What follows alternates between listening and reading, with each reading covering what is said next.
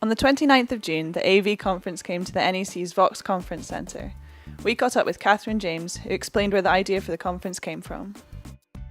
A couple of years ago, I guess, as the AEV board, we reflected that there was some great conference content across the industry, the AEO being probably the most notable, that was in play, but it really was a kind of focal point for senior leaders in the industry, and therefore there was a kind of gap for middle management and the people we wanted to nurture through within our venues to be the future leaders. And so that really was the kind of the brainchild initially of creating the AEV conference.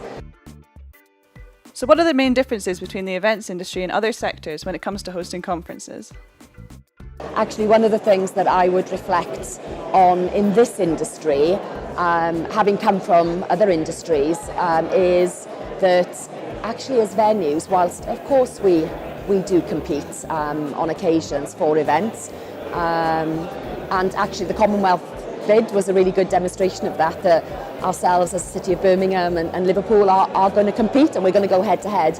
But actually there is an immense amount of collaboration and sharing of best practice that goes on in this industry at a venue level, much more so than the other sectors I've worked in. So why do events like the AEV Conference matter, and what's the most important part of them? Yeah, I think ultimately the content of course has to be great because it has to be useful, because we're all in any business now are pretty time poor, aren't we, as individuals? So nobody really has the luxury of taking a day out just to do networking. There has to be meaningful and relevant content.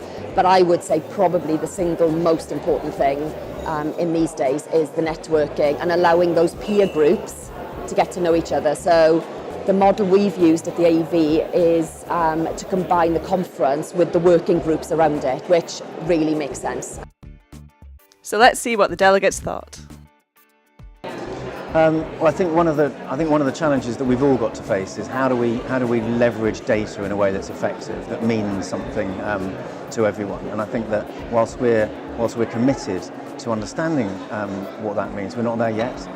So actually, incrementally, we're learning. Marginal gain and talent was the other question that's come in as a common theme throughout all of the presentations, which is how do we attract talent, how do we retain talent, and also then how do we make ourselves as an industry a more attractive place for people to come and work and stay.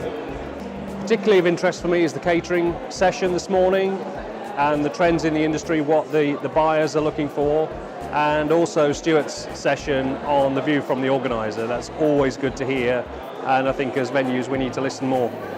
Yeah, I found Stuart this morning, who was from the organiser perspective, but he'd come from also different industries, from a digital background and a data background. I found that really quite insightful in terms of how do we blend the actual customer feedback with the data on customers' behaviour. And I think across our whole industry sector, that's a very valid sort of thought process that we need to go through, because the temptation is you talk to your customer and you believe what your customer tells you. But actually, in all sorts of different ways, we need to find the insights that can answer the questions the customers haven't thought of yet.